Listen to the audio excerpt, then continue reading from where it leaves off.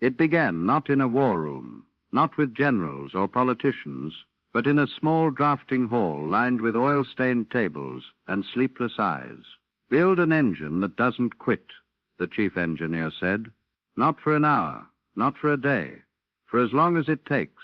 It sounded like arrogance. It was actually faith.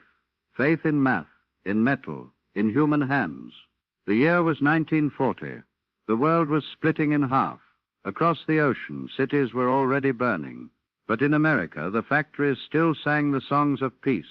Carburetors for Buicks, pistons for Packards, assembly lines tuned to the rhythm of normal life. Then came the order that changed everything. The government didn't want comfort anymore. It wanted endurance. And so a quiet company from Hartford, Connecticut, Pratt and Whitney Aircraft, accepted a challenge no one had dared to define before. They were told to create an engine that could fly bombers across oceans and fighters through storms, an engine that would run not until fuel ran out, but until its purpose was complete. Inside those brick walls, engineers in rolled-up sleeves built a miracle, one tolerance at a time. They weren't dreamers. They were craftsmen of fractions, men who measured trust in thousandths of an inch. The result of their sleepless nights was a new creation, the R-2800 double Wasp, 18 cylinders, 2 rows of 9, air-cooled, 2,000 horsepower of disciplined fury. It wasn't pretty. It wasn't delicate. It was a fortress disguised as an engine. Each cooling fin was calculated to breathe evenly under stress, each valve stem ground until it could whisper through steel, each bolt tightened to the same exact torque by hands that knew perfection. Wasn't art, it was repetition. When the first prototype stood ready, no one expected history. They expected smoke, maybe failure, maybe 50 hours of survival. They got something else. The double Wasp was mounted in a test cell, a concrete room that smelled of oil and courage. The ignition switch flipped. The engine came alive, not with a roar, but with a promise. A deep rhythmic thunder filled the hall, steady and unbothered, the heartbeat of precision itself. It ran through the day, then the night, then another. Technicians rotated in shifts. They ate beside it. They slept beside it. They watched its gauges like believers at an altar. 100 hours passed. The temperature held. 200 hours. Still steady. At 300 hours, 12.5 days, the team finally shut it down, not because it faltered, but because they were afraid they would. When they opened it, the parts looked brand new. Cylinder walls still carried their crosshatch marks from assembly. Pistons gleamed like polished silver, no measurable wear. Someone wrote in the logbook, engine #17 still operating. Recommend further endurance. And beneath it another hand added in pencil, recommend we stop testing and start trusting. The word spread quietly at first. An internal memo, a few astonished letters, a handful of engineers trying to make sense of the impossible. 300 hours, no breakdown, no burnouts, no surrender. But soon the rumor left the test cell. It drifted through the industry like static through a radio, an engine that wouldn't die, a piston that outlasted reason, a myth born in steel. In Germany, Luftwaffe analysts intercepted the report. They laughed. Propaganda, they called it. No piston engine can survive that long, a colonel said, lighting a cigarette. Not under power, not in the real world. But he was wrong. Because in the real world, the one of grease, sweat, and midnight recalculations, it already had. What made the R-2800 extraordinary was not power, but discipline. Every part of it served a purpose. Each bearing had enough forgiveness to absorb shock without losing precision. The airflow system was designed not for maximum cooling, but for equal cooling. It was balanced, disguised as brawn. The crankshaft, a 12-piece masterpiece of metallurgy, was polished until it could spin for hours without warping a hair's width. The pistons were staggered, the compression tuned like a symphony. And through it all ran a philosophy that would outlive its builders. Reliability is not luck, it is intention. The R-2800 didn't ask for perfect fuel, didn't demand gentle pilots or kind weather. It simply asked to be built right and promised to take care of the rest. When the United States entered the war, that promise was tested in fire. The double Wasp was bolted into everything that mattered: fighters, bombers, carriers, legends. The F-4U Corsair, the F-6F Hellcat, the P-47 Thunderbolt, and the B-26 Marauder, each roared to life with the same heart.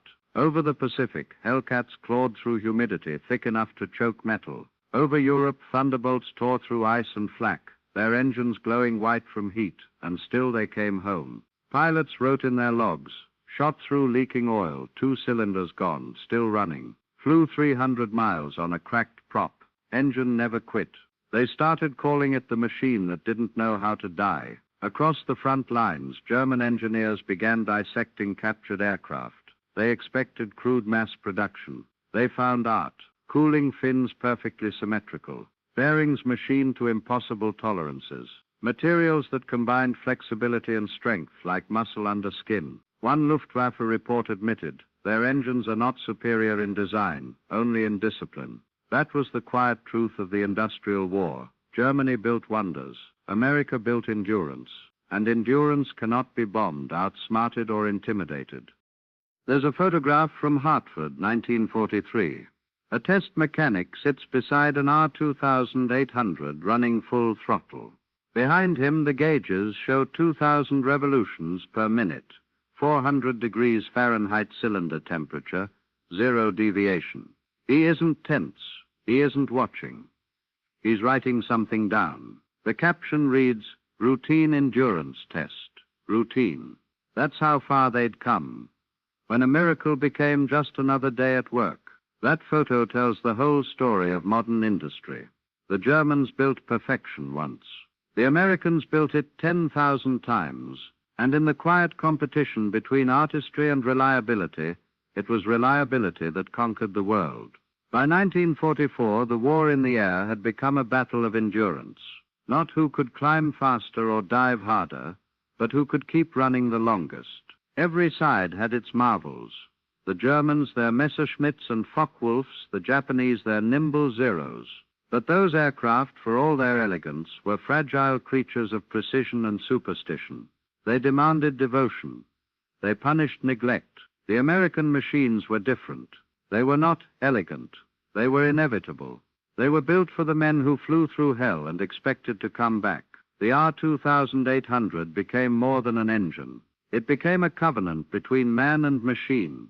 Pilots learned to trust it the way sailors trust the sea, with respect, fear, and love. The Corsair pilots called it the Whispering God because it never raised its voice, only hummed beneath their feet, steady and unyielding, even when bullets tore its veins open. The Hellcat squadrons in the Pacific often returned to their carriers with engines still idling, propellers bent, oil leaking, but alive. A Navy mechanic once joked, "You can drown a Hellcat, shoot it, set it on fire. The engine will still ask what's next." And that was not hyperbole. It was experience.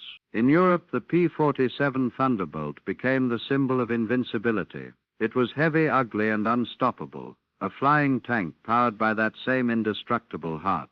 When pilots were hit by flak, they didn't look at their wings. They looked at their gauges. As long as the needle stayed steady, they knew they'd make it home. One pilot wrote in his diary, "When she shakes, I say a prayer. When she stops shaking, I know the prayer worked." What he didn't know was that the prayer had been answered years earlier by the hands of engineers who believed in math more than miracles.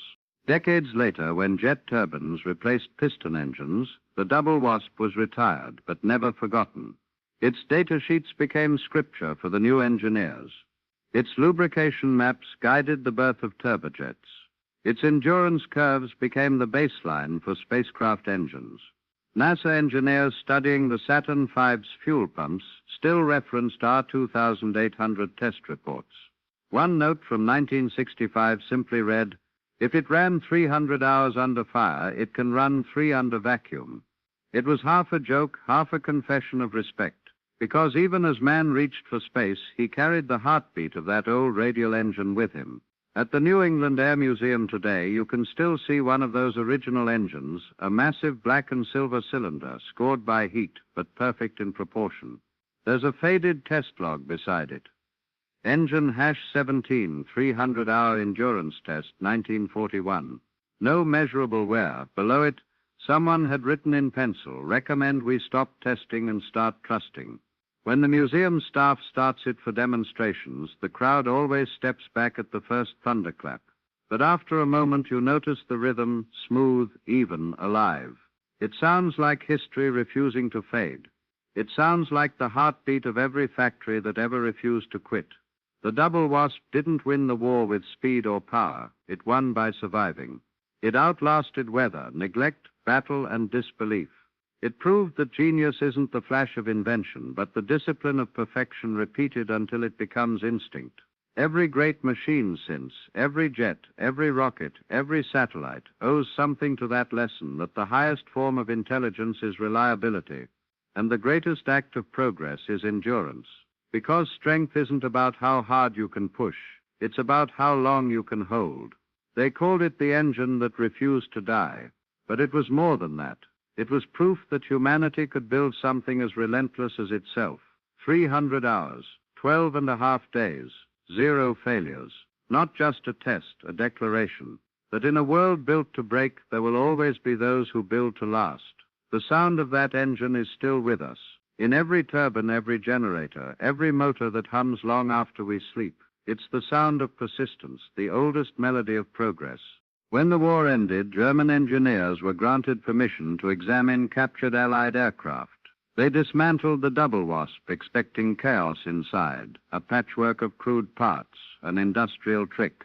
What they found instead was serenity. Every piston was mirror-polished, every bearing balanced perfectly, every line identical to the next, as though a single craftsman had made them all. They realized the truth that had haunted them for years. The Allies had found a way to mass-produce reliability. One German scientist whispered, "We built wonders. They built consistency." And consistency, in the end, is the closest thing to immortality an engine can have. The war taught a brutal lesson. The measure of a machine is not how much power it produces, but how much punishment it can survive. In that sense, the Double Wasp was less an engine and more a philosophy. Every mechanic, every engineer, every pilot who touched it absorbed a little of its belief that endurance is elegance, that persistence is beauty. While the world celebrated victory with parades and politics, the men who built engines knew better. The real victory was in every cylinder that still fired after 12 days of continuous motion. That hum, that steady, perfect hum, was the sound of civilization learning how not to break. When the smoke of war finally lifted, the world discovered that it had built something more than weapons. It had built a new way of thinking, an industrial faith that endurance itself was victory. The R-2800 Double Wasp was no longer just a military engine. It was a philosophy made mechanical. Factories that once forged engines for bombers now forged engines for peace, for cargo planes, passenger flights, and the brave new world of civil aviation.